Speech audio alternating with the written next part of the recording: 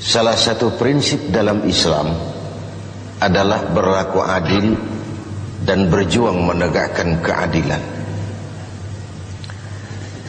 Kepada siapa kita harus berlaku adil? Pertama, kita harus berlaku adil kepada Allah Subhanahu wa ta'ala.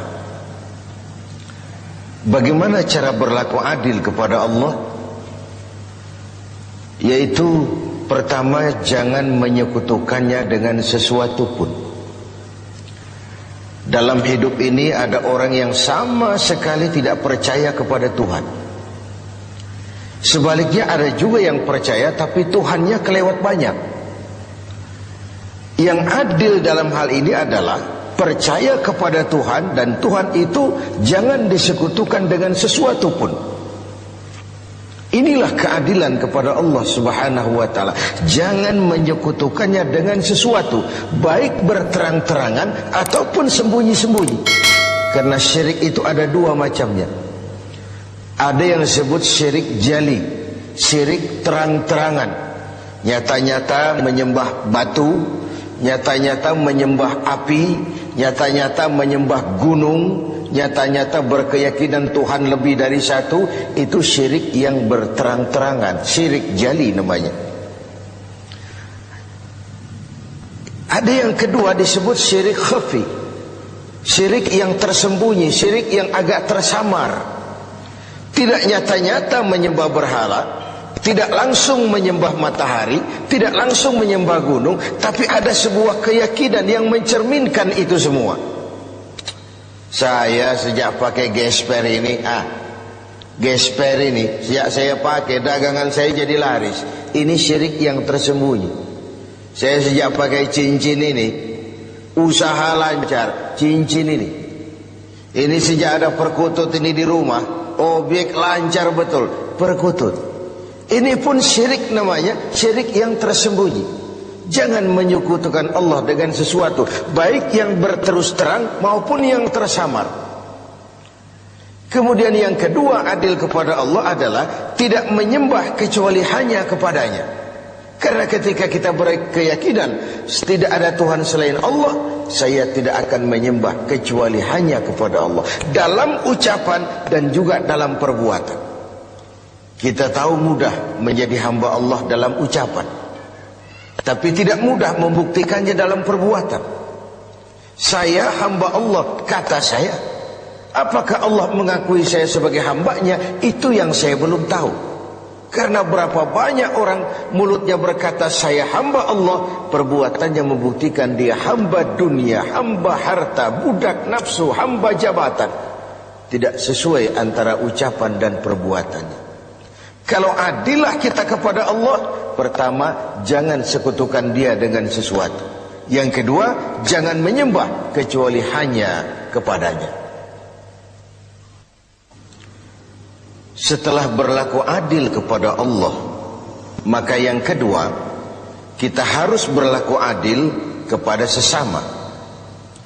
Sesama manusia, baik dia muslim maupun dia non-muslim. Karena Islam adalah rahmatan lil alamin. Jangankan lagi dia manusia walaupun berbeda agama, binatang sekalipun, tumbuh-tumbuhan sekalipun mendapat rahmah dan perlindungan dari sebab turunnya Islam ini. Jadi perbedaan agama bukanlah alasan untuk bertolak belakang. Sedemikian tegas sampai Rasul mengajarkan, man adza zimmiyan faqad adzani. Barang siapa yang mengganggu orang kafir zimmi, orang kafir yang mau hidup damai dengan umat Islam, siapa yang mengganggu mereka sama dengan mengganggu aku. Siapa yang menyakiti mereka sama dengan menyakiti aku. Kita berbeda agama dan kita sepakat untuk itu. Kita juga bukan pemilik kebenaran lalu mengklaim yang lain sebagai salah semua.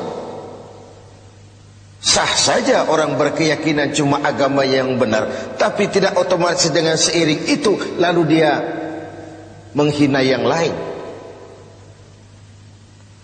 Menghina itu sama dengan menghina Rasul.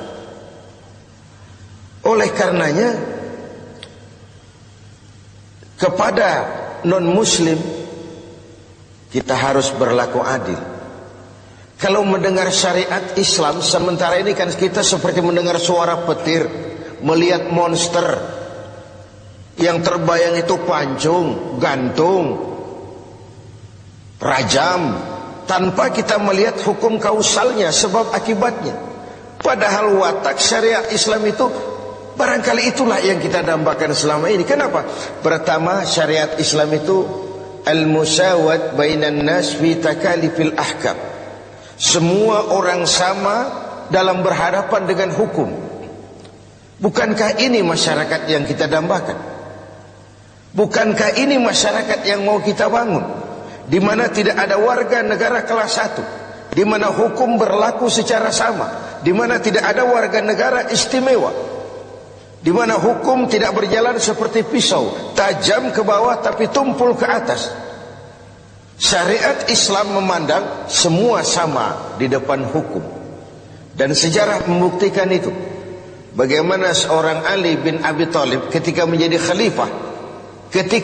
khalifah berperkara dengan seorang Nasrani, dan Imam Ali kalah di pengadilan Islam. Seorang khalifah berperkara dengan seorang Nasrani dan kalah di pengadilan Islam. Itulah syariat.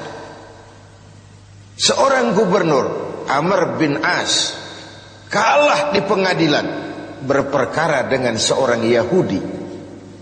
Ini semua potret bahwa di depan syariat semua orang sama dalam berhadapan dengan hukum.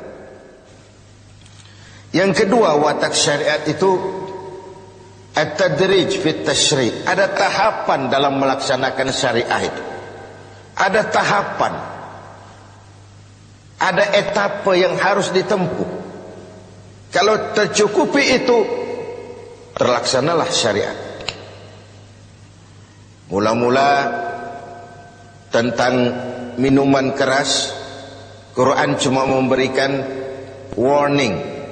Minuman keras ada manfaatnya, ada bahayanya, tapi bahayanya lebih besar dari manfaatnya. Kemudian turun lagi yang kedua, la taqrabus salata wa antum sukara. Jangan dekati solat kalau kamu mabuk. Setelah kondisi sosialnya siap, masyarakat sudah tidak kaget lagi, baru turun vonis.